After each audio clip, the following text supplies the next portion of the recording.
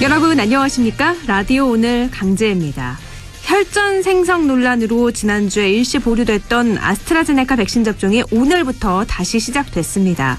다만 30세 미만 젊은 층은 접종 대상에서 빠졌는데요. 30세 미만의 경우에는 백신 접종의 이득이 희귀 혈전 발생에 따른 위험보다 크다는 판단입니다. 희귀한 혈전이 생기는 부작용이 있지만 접종을 계속하는 게 이익이라는 유럽의학청의 발표가 있었죠. 적극적인 백신 접종을 차질 없이 진행하는 게 사망자 수와 유행 규모를 줄이는데 무엇보다 중요한 시점이라는 예방접종 전문위원회의 권고도 있었습니다. 국내 1일 코로나19 신규 확진자 연일 600명대를 기록하고 있죠. 방역수칙 더욱 철저하게 지켜서 4차 유행으로 확산되는 일만은 막아야겠습니다. 4월 12일 월요일 라디오 오늘 광고 듣고 시작합니다.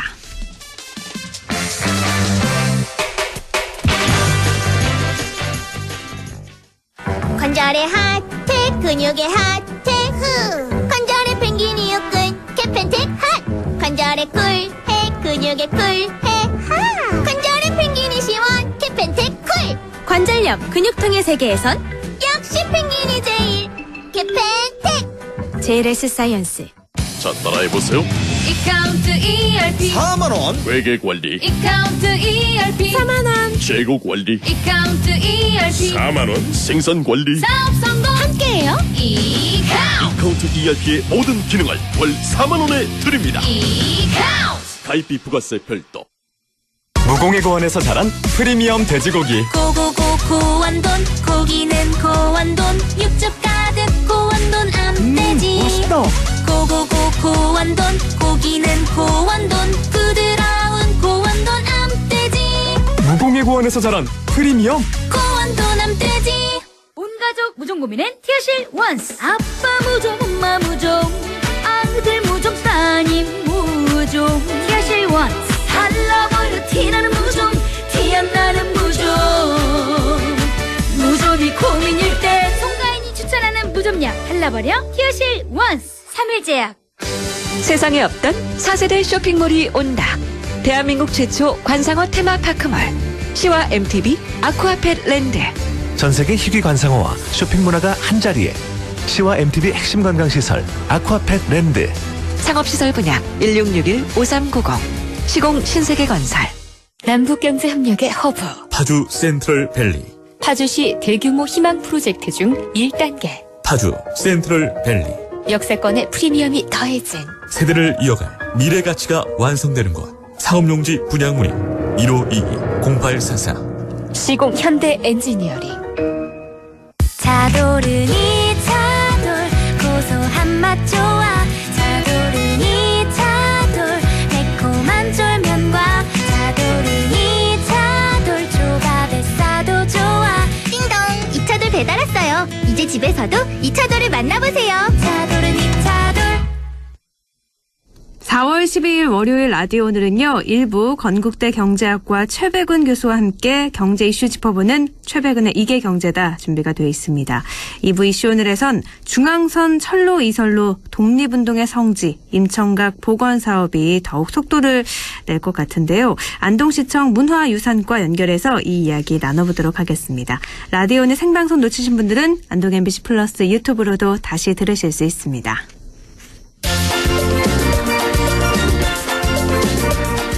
최백은의 이게 경제다. 경제 이야기를 쉽고 명쾌하게 풀어보겠습니다. 건국대학교 최백은 교수와 함께합니다. 교수님 안녕하세요. 네, 안녕하세요. 네, 최근에 한국 국가부채 2조 원 넘었다. GDP를 넘어섰다. 이런 기사가 참 많이 보이는데 그러면서 역대 최대 증가폭으로 폭탄 돌리기라는 표현까지 쓰고 있는데 이렇게까지 빚이 정말 눈덩이처럼 불어난 게 맞나요? 여기 언론이 좀 너무 심한 것 같아요. 심한 기사인가요? 네.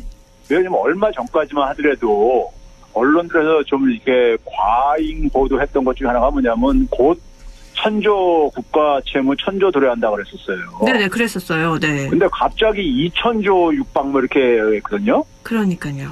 그리고 갑자기 지금 뭐 1년도 안 지났는데 2배나 진 거 아니야 이거예요. 네, 이 정도 늘어나면 이거 나라 망하는 거 아닌가 하는 수준인데요. 그렇죠. 네.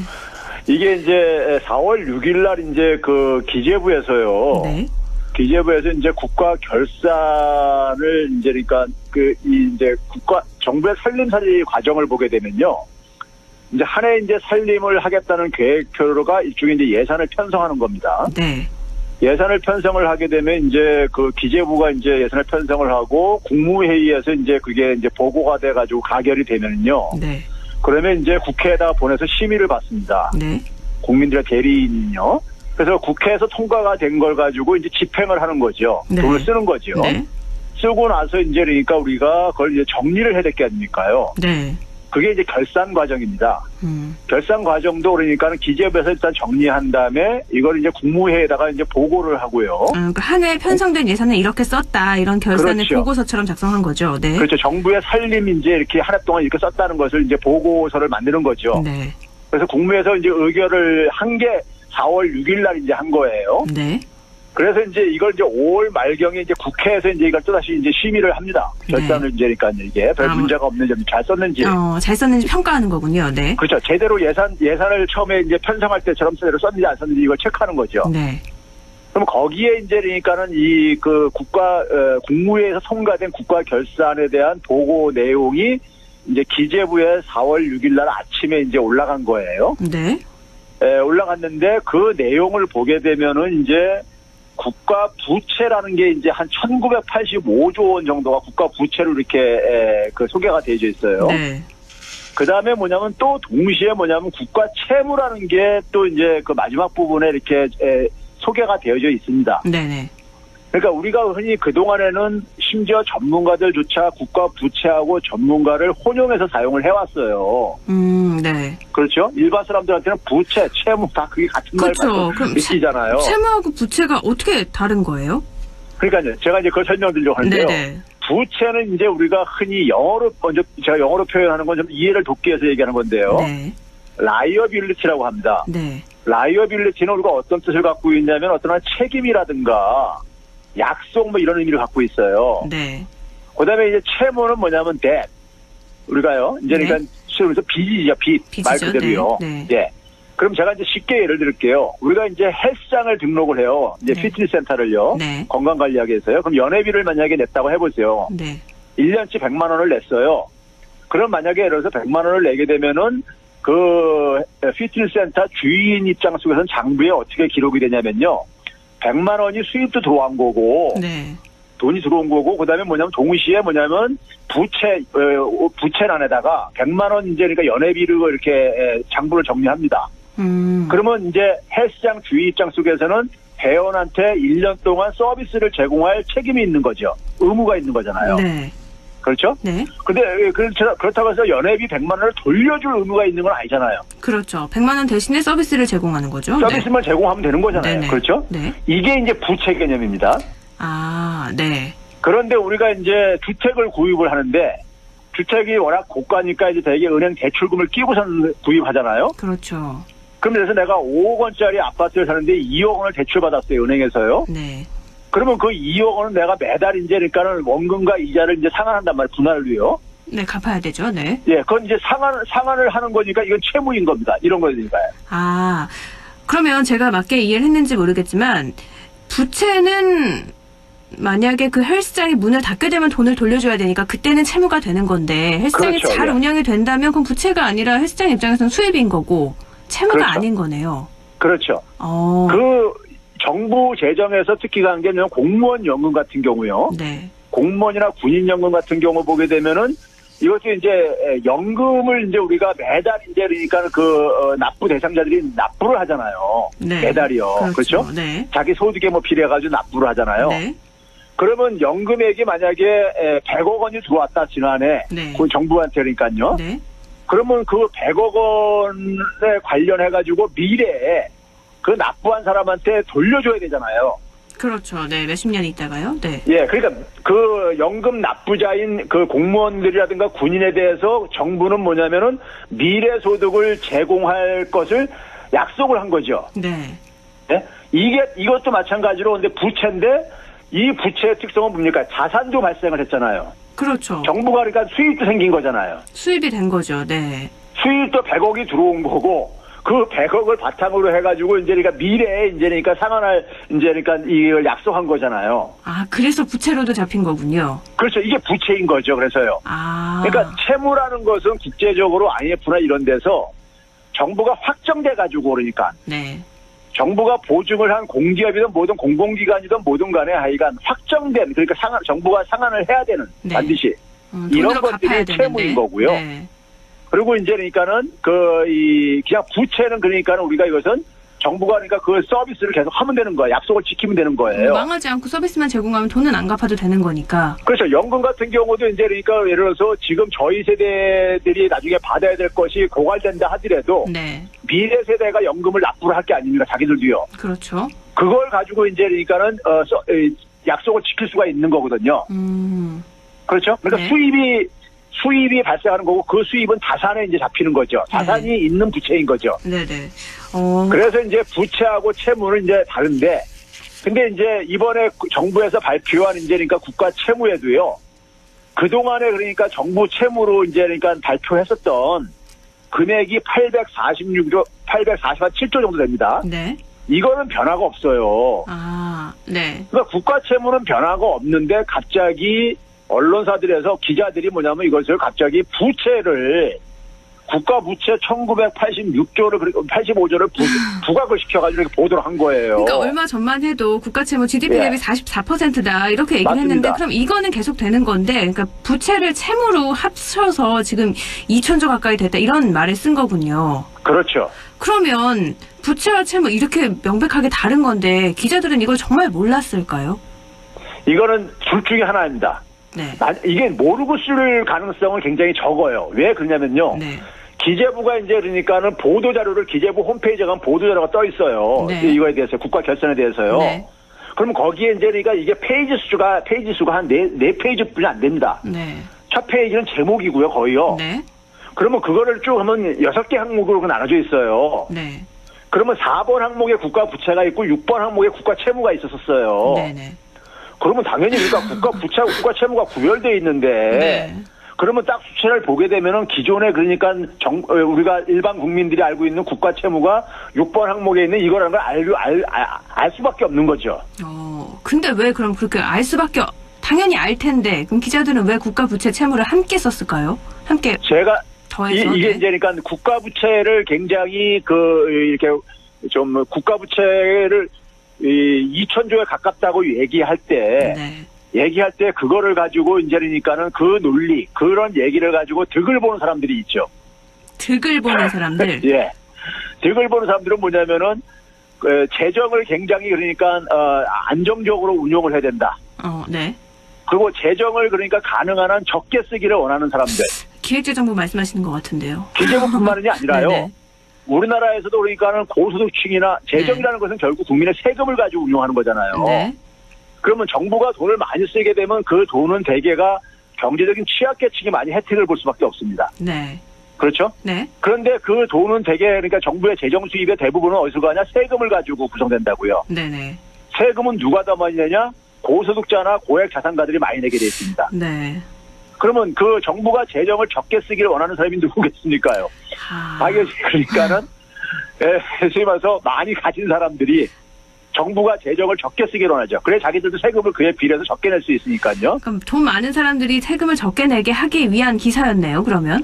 그렇죠. 그러한 논리를 그러니까 언론사들에서 그래서 언론사가 보게 되면은요. 과거에 보수 정권에서 갈 때는 재정을 그러니까 더 쓰라고 막 그랬었어요. 네. 재정을 그러니까는 이 정권에 따라서 진보 정권이나 보수 정권에 따라서 쓰는 방향이 좀 차이가 있습니다. 보수 정권은 대개 아무래도 기업 지원을 많이 써요. 네. 그래서 소위 말해서 낙수 효과를 기대한다 해가지고 기업한테 지원을 하게 되면 기업에서 돈을 벌면은 그게 이제 일반 국민한테도 돌아간다. 네네. 이런 논리죠. 네. 일종이에요. 네. 그런데 지금 문재인 정부는 낙수 효과는 부정을 하고 오히려 뭐냐면은 서민들 보통 사람한테 직접 지원하는 걸 더 선호를 하는 이런 정권이란 말이에요.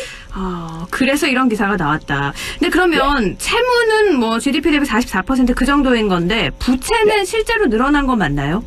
맞죠. 근데 우리가 국가 부채가 증가를 하면서 또 동시에 나왔던 기사 중에 하나가요. 네.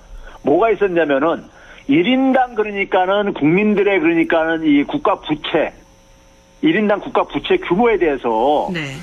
일부 신문들에서는 뭐라고 나왔냐면 1인당 1,645만 원이다. 뭐 이런 식의 기사가 나왔었어요. 이거는 그러면 1985조 3천억 원을 나눈 건가요? 그렇죠. 네. 국민 숫자로 나눈 거죠. 네네. 나눠보니까 한 1,635만 원, 45만 원 정도 나온 거예요. 네. 나왔는데 이제 문제는 뭐냐면은 이 아까 얘기했듯이 연금 같은 경우가 일종의 그러니까 수입액이 한 100조 이상이 그러니까 더 이제 지난 1년 사이에 거친 거예요. 네. 그러니까 연금이라는 것이 그러니까는 월급이 올라도 이게 더 내게 돼 있고요. 그쵸. 네. 예. 그리고 연금이라는 것은 나중에 받을 때는요, 자기가 낸 것보다 더 많이 받잖아요, 대개가요. 그렇죠. 그 더 많이 받는 이유 중에 하나가 물가 상승률도 반영이 되기 때문에 그렇고요. 네. 그다음에 이자도 이제 그러니까 반영이 되고요. 네. 그러니까 나중에 정부가 갚아야 될 돈도 그만큼 많아지는 거잖아요. 네. 그래서 그게 한 100조 이상이 증가를 한 걸로 부채에 잡혔는데 네. 문제는 뭐냐면 들어온 수입도 100조 정도가 잡혔단 말이에요. 더 증가했단 말이에요. 그런 거죠. 네. 자산도요. 네. 그렇죠? 네. 그러니까 뭐냐면은 제가 이제 이렇게 비유를 할게요. 제가 예를 들어서 한 5억짜리 주택을 갖고 있어요. 네. 그런데 2억은 은행에서 대출금을 끼워 있는 겁니다. 네. 그러면 이걸 5억을 그러니까 제가 이제 나중에 제 자녀한테 상속을 하면서 여기 이제 그러니까 여기 빚이 2억이 있어요. 네. 그러면 내 자녀가 이걸 안 받겠습니까? 3억이 남는데. 네. 5억짜리 집인데 2억이 무서워가지고 3억을 포기해요. 무서워서 3억을 네. 포기를 하지 않잖아요. 그렇죠. 네. 그러면 우리나라 국민들이 1인당 국가 자산을 얼마 갖고 있느냐? 부채보다 한 3배가 더 많아요. 아, 네. 그러니까 부채만 계속 강조를 하는데 자산도 굉장히 많다 이거예요, 우리나라요. 왜 자산은 빼고 빚만 강조하는지. 그렇죠. 그러니까 그런 점에서 언론이 굉장히 그러니까 객관적인 보도한 게 아니라 네. 좀 일종의 국민들한테 공포감을 조성하는 이런 방식으로 네. 이런 보도를 하게 되면은 사실 이거는 도움이 안 되는 기사죠, 사실은요. 저도 기사를 보고 채무와 부채 밑에 설명은 써 있는데 위에 내용하고 좀 다르더라고요. 그래서 그렇죠. 위아래가 어떤 게 맞는 말이지? 분명 위에는 합쳐져서 2,000조 넘었다. 지금 큰일 났다. 폭탄 돌리기 있어서 언제 망할 거다. 이렇게 써 있는데 밑에는 부채와 채무를 또 분리해 놨고 그래서 헷갈렸는데 이런 내용이 있었던 거군요. 예. 그리고 또 기사 내용 중에요. 통합재정수지 적자 72조 2천억 원이다. 관리재정수지 적자는 112조 원이다. 국가재정이 100조 안팎 적자 상태다. 어려워요. 이게 무슨 말이지 싶은데 이것도 좀 쉽게 설명을 해주시죠. 먼저 이제 재정수지라는 것이 재정이라는 게 정부의 살림살이란 말이에요. 네. 우리가 일반 가계가 가계부로 쓰듯이요. 네. 그러면 이제 수입과 지출을 쭉 정리할 게 아닙니까요? 네. 그게 재정수지입니다. 쉽게 얘기하면요. 아, 가계부. 그냥 가계부라고 생각하면 되겠네요. 그렇죠. 네네. 정부의 가계부인 겁니다. 네. 그러면 이제 그러니까 우리가 거기에 이제 통합재정수지라는 건 뭐냐면은 말 그대로 통합이라는 것은 모든 걸 다 합친 거예요. 네. 그러니까 정부한테 들어오는 돈들 다, 정부에서 돈 나가는 돈 다, 이게 정리한 게 통합재정수지예요. 그러니까 수입과 수출 모두 다 나간 거 지출 다 적은 게 통합 가계부, 그러니까 통합재정수지네. 그렇죠. 예. 거기서 이제 관리재정수지는 뭐냐면요. 우리가 소위 말해서 이제 그러니까 연금이라든가, 네. 우리가 뭐 4대 보험 있잖아요. 4대 보험. 흔히 네. 말해서요. 네. 4대 보험으로 들어오는 돈과 나가는 돈이 있잖아요. 네. 이 부분을 뺀 게, 이것도 돈이 들어온 거잖아요. 정부한테. 그러니까 연금 같은 경우도요. 네. 그렇죠. 이런 부분을 제외한 것이 관리재정수지예요. 아, 연금 4대 보험 제외한 게 관리재정수지. 예. 네. 그러니까 다 합친 게 통합재정수지고요. 네. 그런데 이제 이거 이제 뚜껑을 딱 열어 보니까는 우리가 이제 보게 되면은 이 정부가 그러니까 사실은 그러니까 이 총액으로 이제 그러니까는 통합재정수지가 정리를 해보니까는 한 71조 2천억 원으로 발표를 했어요. 네. 적자가요. 나간 돈이 더 많았다. 네. 예. 그런데 이 중에서도 한 34, 5조 정도는요. 네. 지난해 코로나가 발생 이전에 이미 적자로 편성했던 거예요. 아, 네. 그러니까 코로나로 인해서 생긴 것은 한 35, 6조 분이 안 되는 거고요. 이게 절반 정도 분이 안 되는 거고요. 네. 그걸 일단 구별을 해야 되고. 그 다음에 뭐냐면은 정부가 이제 그러니까 지난해 코로나로 인해서 추경을 네 번이나 이렇게 막 편성을 했잖아요. 네. 그러면서 통합재정수지 적자가 한 84조가 될 걸로 지난해 연말까지 이렇게 추정을 했었어요. 네. 근데 뚜껑을 열어보니까는 결산을 해보니까 71조 분이 안 됐어요. 그럼 오히려 적었군요. 그러면 한 13조 정도가 차이가 나잖아요. 그렇죠. 네. 그럼 이게 왜 생긴 거냐? 왜 생긴 거냐면 추경 편성이 대개가 코로나 피해에 대한 지원이었었잖아요. 네. 이 지원을 다 못한 겁니다. 아, 집행이 다 안 된 거군요. 예. 아. 그러니까 예를 들어서 지난해 올해 지난해 그러니까 2차 선별지원금을 편성했을 때가 9월 말경이었었어요. 추석 바로 직전에요. 네. 그런데 그게 종료가 된 게 그 사업이 종료된 게 올해 2월 중순께 종료가 됐습니다. 네네. 근데 그 지원금 중에 그 소위 말해서 경제적인 취약계층들에 대한 지원이 있었는데요. 그 지원 대상으로 정부가 그러니까는 예상을 했던 사람들 중에서 한 37%가 지원금을 못 받았어요. 아, 해당이 안 됐던 건가요? 우리가 이제 흔히 말해서 이게 이제 그러니까 선별 지원의 이제 그러니까 기술적인 문제점인데요. 네. 선별 지원이라는 게 우리가 말을 할 때는 우리가 쪽집게처럼 다 집어낼 수 있을 것 같지만은 그래서 핀셋 지원이었죠. 네. 예, 그런데 문제는 뭐냐면 그것을 밑에서 일선 공무원들이 집행을 할 때 무슨 기준이 있어야 될 게 아닙니까, 그래도요. 네네. 그 기준을 그러니까 충족시켜야 되는 거예요. 그 이제 자격이 있는 사람들도요. 지원을 받으려면 그렇죠. 뭐 예. 얼마 그러니까 뭐 이하여야 소득 되나? 지원이라든가 네네. 소득 증빙이라든가 아니면 매출의 감소 이런 걸 증빙을 해야 되는 거예요. 네. 뭐 일자리가 그러니까 자기가 없었다든가 이런 걸요. 네. 근데 그 증빙을 못한 사람이 한 37%래요. 아, 그래서 돈을 더 못 썼던 거군요. 나라 입장에서는요. 그렇죠. 아. 그래서 통합재정수지가 원래는 GDP 대비 마이너스 4.4%로 예상을 했는데 네. 3.7%로 나온 거예요. 아, 그 0.7%포인트가 차이가 났는데 네. 이 0.7%가 어느 정도 뭘 의미하냐면요. 재밌는 게 우리 지난해 1차 때 전국민 재난지원했잖아요. 네네. 14조 한 2천억 원이요. 네. 그게 딱 0.7%입니다. 오. 그거 지원했으면은 네. 정부가 예상한 대로 그대로 다 쓸 수 사실은 있었던 거네요. 네. 그래서 다 쓸 수 있었던 거죠. 아, 그러면 코로나 대응을 위해서 지출을 늘려서 국채 발행 많아서 뭐 정부 씀씀이 늘려져서 재정 지표 역대 최악이다. 이거는 좀 맞지 않은 말이긴 하네요. 그렇죠. 그러니까 정부가 지난해 연말까지 생각했던 것보다도 재정 수지 적자는 줄어들었고요. 훨씬요. 네네. 줄어들었고 한 13조 정도 줄어들었고요. 네네. 네, 줄어들었으니까는 그러니까는 워낙 국제적으로 볼 때도 우리가 적게 썼거든요. 네. 그거 뭐 많이들 알고 있는 얘기일 거예요. 네, 하도 매주 말씀해 얘기했어요. 주셨잖아요. 네네. 예. 그런데 그것조차도 한 13조 정도는 안 썼다. 그러다 보니 그러면 결국 뭐겠습니까요? 그 지원을 받는 사람들 지원을 한다고 할 때 정부가 그러니까 소급 지원을 안 했잖아요. 네. 그러면 소급 지원 안 해가지고 자영업자들은 굉장히 그 불만들이 많습니다. 불만이 그렇죠. 많은데 그나마 그 책정한 예산조차도 다 집행이 안 됐어요. 네. 그러면 국민들은 그러니까는 상대적으로 얼마나 그러니까는 거기에 대해서 불만이 많겠습니까요? 더 어려워졌겠죠. 네. 그렇죠. 바로 그겁니다. 그러니까 코로나 지원할 때도 계속 말씀하신 것처럼 선별 지원이 이게 효율적이지 않다는 게 나타난 수치네요. 그렇죠. 네. 아, 그러면 궁금해지는 건요. 우리나라는 네. 이런데 외국은 부채 비율이 얼마나 늘었는지도 궁금하거든요.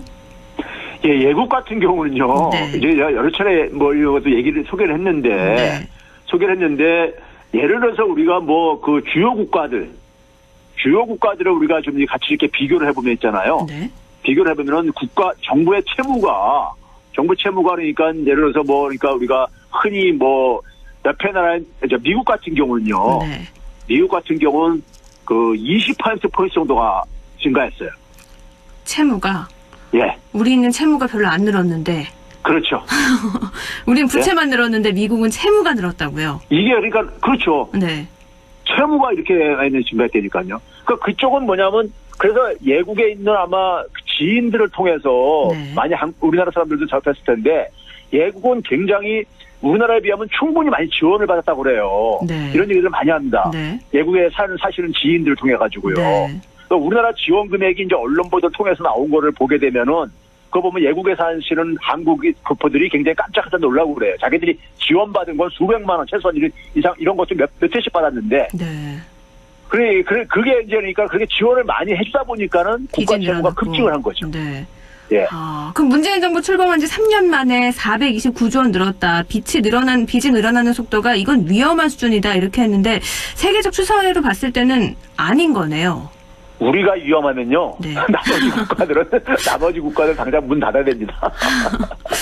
아, 비교를 해봤을 때 당장 뭐 예. 채무만 비교해봐도 이렇게 큰 차이인데 예. 아, 기사가 왜 이렇게 났을까? 매주 저는 참 의아하고요. 도대체 무슨 의도를 가지고 이렇게 사실과 다른 기사가 났을까 싶기도 한데 또 알아봐야 되는 또 기사가 있어요. 나라빚 증가 속도 제어하기 위해서 최소한 안전장치, 재정 준칙 도입해야 된다. 이런 얘기도 계속 나와요. 지금 예. 나라빚이 는 것도 아닌데 늘어났으니 예. 안전장치까지 도입해야 된다. 이런 얘기는 어떻게 보세요, 그럼? 이제 그것과 관련해가지고 이제 IMF에서요. 네. 국가 재정들에 대해서 이제 그러니까 4월 달에 가장 최근에 이제 그러니까 재정 모니터라고 이제 해가지고 발표를 합니다. IMF에서요. 네. 거기 발표하는 게 이제 4월 달에 나오다 보니까 그걸 가지고 언론들에서 예를 들어서 뭐 조선일보 같은 경우는 국가 채무 비율이 5년 뒤에 그러니까 26년까지요. 70%에 육박 70%다. 그래서 문재인의 선심 정치의 나라빚 증가 속도가 선진국 중 최고 수준이다. 뭐 이런 식의 그 타이틀 기사가 나오고 그랬었어요. 네. 그런데 문재인 정부는 내년 초면 끝납니다. 네, 그렇죠. 그래서 첫째가 이게 가짜뉴스인 게 끝나는데 26년에 증가하는 걸 가지고 문재인 정부의 선심 정치라고 이렇게 그걸 갖다 붙였어요. 네. 그렇죠? 그 다음에 뭐냐면은 이런 기사들이 굉장히 많이 나왔는데 자, 그래서 20%포인트나 우리나라 6년 만에 20%포인트나 증가할 거라 이거예요. 네. 그런데 이거 들여다보면요. 두 번째 자료는 뭐냐. 미국은 2년 만에 20%포인트 이상이 증가했고요. 네. 2년 만에 증가한 나라가 일본, 영국, 프랑스 이런 나라가 있고요. 이탈리아, 캐나다가 싱가포르 같은 경우는 1년 만에 20%포인트가 증가했고요. 2년도 아니고 1년에, 네. 예. 거기다가 이제 가장 중요한 게 이 부분이 있습니다. 2026년이면 지금부터 5년 후입니다. 네. 5년 후를 정확하게 예측하는 게 굉장히 어려워요. 네. 근데 5년 후에 이 그 주요 국가들은 거의 국가 채무가 안 증가하는 걸로 이렇게 나와 있어요. 근데 우리만 5년 후에 한 20%포인트가 증가하는 걸로 돼 있어요. IMF 수치예요. 네. 근데 이 수치를 누가 제공하는 거냐? 각국의 재무부라든가 기재부가 제공하는 겁니다. 네. IMF가 우리나라 걸 어떻게 알겠어요? 그 사람들이요. 네. 우리나라 기재부가 주는 자료들입니다. 네. 그럼 기재부가 그러니까 이렇게 이제 우리가 흔히 말해서 기재부 같은 경우는 매년 그러니까는 이 국가 재정 운용 계획이라는 걸 발표를 해요. 네. 그래서 한 5년 이후까지 이렇게 발표를 하는데 과거 이제 그러니까는 이 기재부의 우리 기재부에 이 저걸 보게 되면요. 항상 보게 되면 채무 비율을 과장해서 그러니까 이걸 이 발표를 합니다. 아, 현실 원래 쓰는 것보다 훨씬 더 빚을 많이 질 거라고 예상을 하는 거군요. 그렇죠. 그래서 2009년부터 19년까지 한 거를 제가 계산을 해보니까는 네. 한 32.4%포인트나 과장을 했어요. 너무 큰 수치인데요. 그렇죠. 네. 근데 이게 그러니까는 실제로 이제 나타난 결과는 32%포인트나 차이가 생겼다 이거 지난 10년 동안에. 네. 그러면 이게 그러니까 한 해도 빼놓지 않고 지난해만 빼놓고 지난해는 코로나 사태니까 누구도 예측 못했으니까 그런 거고 그 이전 10년 동안이 아니라 그 이전에는 항상 그러니까 실제치보다 기재부가 예측한 치가 훨씬 높게 이렇게 예측을 합니다. 근데 매년 이렇게 했으면 이제는 좀 수정할 법도 한데 왜 이것도 안 바꾸는 걸까요? 이게 이제 그러니까는 결국은 미래다 보니까는 네. 아무도 사실은 그러니까 이걸 이렇게 얘기하면 그냥 일반 국민들은 기재부가 얘기하면 그냥 그렇게 믿을 게 아닙니까요. 그렇죠. 네? 믿고선 그다음에 나중에 틀려도 이건 뭐 예측치였었다. 이렇게 하면 그냥 지나가 버리는 거예요. 그런데 네. 문제는 뭐냐면은 이렇게 미래 예측치를 이렇게 굉장히 과장을 함으로써 어떤 효과가 있겠습니까요? 아, 좀 허리를 졸라써야 되겠구나. 이렇게 되지 않습니까? 그러니까 재정 준칙을 하게 되면은 그러니까는 일정하게 그러니까 이 소위 말해서 규칙에 따라서 통제를 하는 거란 말이에요. 쓰는 거를요. 네. 근데 그게 국회 통과가 잘 안 되고 그러다 보니까는 이런 식으로 이제 가는 거죠. 이런 식으로 해가지고 이거 빨리 그러니까는 통제를 안 하면은 안 되는 네? 것처럼. 네. 그렇죠. 그러니까 안 쓰게 하기 위해서 하는 거네요. 그러니까 이게 재정을 왜 그러면 기재부가 안 쓰려고 하느냐? 제가 네. 일전에도 얘기했지만요. 이게 뭐냐면 국가가 재정을 이제 많이 쓰게 되면은 일반 국민들이 그만큼 금융에 대한 의존도가 줄어듭니다. 네. 지원을 받으니까요. 소득 지원을 그렇죠. 받으니까요. 그럼 빚을 안 그렇죠? 낼 테니까요. 네. 그러면은 금융자본들이 그만큼 그러니까 타격을 보죠. 돈놀이 할 때가 줄어드니까요. 네. 돈놀이 할 규모가요. 네. 그래서 모피아라는 게 모피아 기재부 출신들이 이 금융기관 장으로 많이들 낙하산 타고 내려가고 그러잖아요. 네. 예? 그러니까 이 공직에 있는 사람들이 기본적으로 은행들이라든가 금융회사들이 제대로 그러니까 필요한 국민들을 위한 정책을 만드는 일을 해야 되는데 그 이해 충돌 관계에 있는 금융회사에 가서 장들을 하고 앉아있다고요. 네. 이런 문제가 다 갈려있는. 그래서 모피아 얘기하는 겁니다. 모피아가 뭐 얘기할 때마다 안 나올 수가 없어요. 결국에는 이 모피아 그렇죠. 때문에 이런 일들이 발생하는 거니까요.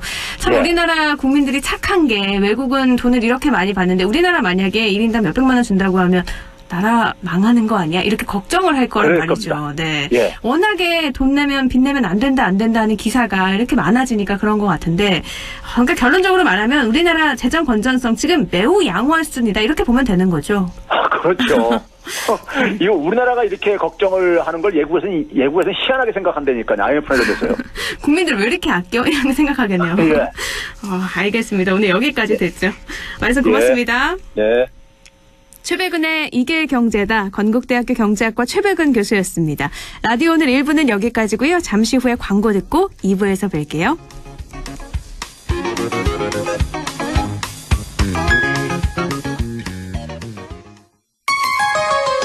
MBC 라디오 할인점보다 더 실속 있고 편의점보다 더 편리하게 살 수 있는 곳. 시장보다 더 정이 넘치고 백화점보다 더 품격 있는 곳. 이런 곳이 없을까요? 네, 우리 동네 우리 할인점 홈마트가 있습니다. 지난 25년간 항상 고객과 함께한 홈마트. 용상점, 자이점, 신용주점, 사천점에서 새롭게 고객님께 다가갑니다. 홈마트. 영화보다 더 감동적인 신이 있습니다. 코로나 최전선, 의료진의 영웅신. 발코니로 떠나는 우리 가족, 여행신. 선생님은 못 만나도 집에서 열심인 열공신. 국민 여러분께서 만들어낸 감동적인 신들입니다. 그리고 이제 모두가 기다려온 백신으로 해피엔딩 신을 보여줄 차례. 우리가 함께 만든 최고의 신들이 있어 대한민국은 반드시 코로나19를 이겨낼 것입니다. 공익광고협의회.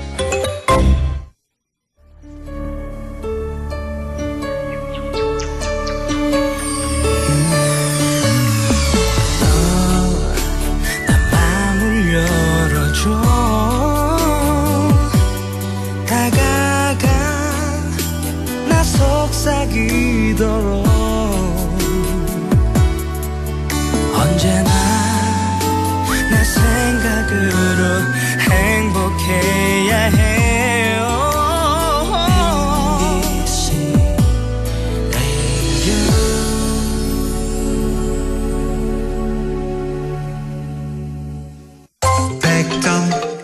MBC 라디오. MBC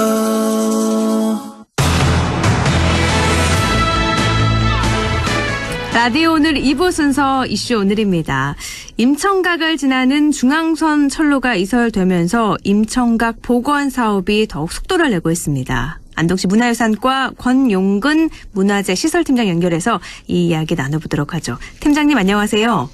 예, 안녕하세요. 네, 중앙선 철로가 이전되고요. 임청각 복원에 대한 기대감 높아지고 있죠. 지난해 12월에 이 방음벽 철거하는 퍼포먼스도 있었는데 지금 임청각 또 주변 상황이 어떤지도 좀 알려주세요. 네, 올해 초부터 국가철도공단에서 임청각 앞을 가로지르는 철로와 방음벽을 철거 중에 있으며 안동시에서는 사업 부진에 시구조사를 시행하였습니다. 또한 주변 가옥들과 토지에 대한 보상과 지작물에 대한 철거를 현재 진행하고 있습니다. 지금 철거는 다 됐고 토지 보상 이런 문제들을 진행하고 있는 거네요. 진행이 다 된 건 아니고요. 다 된 건 아니고 지금 현재 진행하고 있습니다. 네. 우리 이 본래의 모습을 되찾을 수 있다는 건 굉장히 뜻깊은 일인 건데 그러면 임청각 복원 계획도 좀 알려주시죠. 예, 우리 지금 안동시에서는 현재 복원 사업에 대한 기본 및 실시 설계 용역을 진행하고 있고 또한 문화재 발굴 조사를 함께 진행하고 지형 복원에 중점을 두고 있습니다. 올해 10월 내 사업 착공을 목표로 하고 있으며 2025년까지 복원 사업이 완료할 수 있도록 최선을 다하겠습니다. 10월 착공, 25년 완공 맞나요? 예, 그렇습니다. 네네. 이제 그러면 뭐 기본 실시 설계 모두 다 마무리가 되고 10월에 착공이 되는 건데 독립운동의 성지 임청각이잖아요. 예, 성지라고 그렇습니다. 불릴 만큼 굉장히 중요한 자산인데 임청각 어떤 의미가 있는 곳인지 다시 한번 짚어주시죠. 예. 임청각은 보물 제182호로 지정된 임시정부 초대 국무령을 지낸 석주 이상용 선생의 생가입니다. 석주 이상용 선생을 비롯한 10명의 독립투사를 배출한 역사적 장소이지만 일제강점기 식민지 수탈 목적에 따른 중앙선 개설로 임청각과 그 주변의 경관이 훼손된 아픈 역사를 가지고 있습니다. 네. 알겠습니다. 임청각에서 말씀하신 것처럼 독립지사 굉장히 많이 배출한 곳이잖아요. 예, 그렇습니다. 네네. 어떤 분들이 계시죠? 다들 아시겠지만 석주 이상용 선생과 동생 이봉희, 아들 이준영, 손자 이병하와 이병하의 아내 허은 등 임청각 출신의 독립유공자로 소문된 사람은 총 10명입니다. 네. 알겠습니다. 10명 정도요? 예, 그렇습니다. 네네. 한 집안에서 10명 정도가 나온 거니까 엄청난 거죠. 예, 그렇습니다. 네네. 중앙선 철로 부설 때 99칸이었죠. 그런데 50여 칸이 철거됐는데 그러면 이때 철거된 사라진 건물이 모두 다 원래대로 복원이 되는 건가요? 예, 임청각 복원 사업은 임청각 주변에 멸실된 임청각 본가 복원과 철도 개설로 훼손된 주변 지형을 살리는 것에 저희들은 방향성을 마련하였습니다. 네네. 허주 6호에 수록된 1763년 당시 임청각과 그 주변을 묘사한 그림인 동호회담을 기초 자료로 판단하였으며 네. 1910년부터 1940년대 철도 개설 전후에 촬영된 사진, 지적도 등 고증 가능한 자료를 근거로 복원 사업을 진행하고 있습니다. 그러면 거의 완벽하게 복원이 된다고 봐도 되겠죠? 예, 그렇습니다. 근데 사실 이 의미 있는 곳이잖아요. 임청각 독립운동의 성지인데 잘못 알려진 게 참 많은 것 같아요. 예. 독립운동의 전기를 끊기 위해서 임청각 가운데 철로를 놨다. 이건 사실 잘못된 말이잖아요. 예, 그건 좀 사실 잘못된 말입니다. 그렇죠. 기존의 예. 경복선을 활용하기 위해서 지금의 위치로, 그러니까 이설이 됐지만 예전의 위치로 철로가 놔서 임청각이 좀 반으로 갈라진 건데 이 예. 부분이 좀 잘못 알려진 것 같아서 임청각의 의미를 좀 훼손시키는 게 아닌가 저는 안타까움이 좀 있었거든요. 예, 맞습니다. 그 중앙선 자체가 이제 안동시를 관통을 하기 위해 가지고는 지금 폐선됐지만 현재 네네. 철로로 올 수밖에 없었다고 저희들 보고 있습니다. 네. 그런데 거의 모든 언론에서 민족의 전기를 끊기 위해 중앙선 철로 임청각 가로질르는 데 놨다. 이렇게 잘못 알려져 있어서 실제로 일본에서는 이런 내용을 조금 조롱하는 의견도 있다고 하더라고요. 그러니까 제대로 된 사실을 전하고 임청각의 의미도 다시 한번 생각을 해봐야 될 것 같은데요. 네, 임청각이 복원이 되면 이제 관광객들이 참 많이 찾아오겠죠? 예, 그렇습니다. 임청각은 저희들은 지금 임청각 역사문화 공유관은 독립운동의 역사를 체험하고 공유할 수 있는 콘텐츠와 인프라를 확립할 수 있는 공간으로 구성하고 있습니다. 네. 이상용 일가가 설립한 경학사와 신흥간습소에서 인문교육, 군사교육, 예체능 교육까지 다양한 교육과정을 제공하였듯이 그 뜻을 현대적으로 해석하여 임청각을 찾아오시는 관광객들이 언제든지 공유관을 찾아와 역사문화 교육의 다양한 공유활동을 유도하고자 합니다. 임청각에서 그러니까 역사를 배울 수 있는 역사문화 공유관이 건립이 되는 거죠? 예, 그렇습니다. 그럼 이건 임청각이 다 복원이 되고 그 옆에 따로 지어지는 건가요? 아닙니다. 임청각 지금 입구 쪽에 저희들이 이 공간을 지금 건립하고 지금 설계를 진행 중에 있습니다. 그러니까 임청각도 볼 수 있고 그 앞에 역사문화 공유관도 있는 거고요. 예, 그렇습니다. 그럼 이 안에서는 어떤 것들을 배울 수 있게 지금 계획이 되고 있죠? 좀 전에 말씀하셨듯이 네네. 이상용 일가가 설립한 경학사와 신흥강습소에서 인문교육, 군사교육 등 다양한 교과과정을 제공하였듯이 그 뜻을 현대적으로 해석하여 그 임청각을 찾아오신 관광객들에게 보여줄 수 있는 그런 공간입니다. 그렇군요. 예. 지금도 사실 임청각이 좀 나눠지고 나서 대통령도 많이 방문을 했고 그래서 관광객이 점점 늘고 있는 추세였잖아요. 예, 그렇습니다. 네, 이제 복원이 되면 더욱더 많은 사람들이 찾지 않을까 기대가 되는데 문제는 예산일 것 같아요. 예, 그 문제에 대해서는 저희들은 그 임청각 복원 사업은 총 한 280억 원의 예산이 소요 예정으로 지금 현재 문화청과 경상북도 우리 시는 예산 확보에 다 함께 협력하여 현재까지 차질 없이 진행하고 있으며 앞으로도 끊임없이 관심 속에 임청각 복원에 속도를 내고자 하고 있습니다. 아울러 네.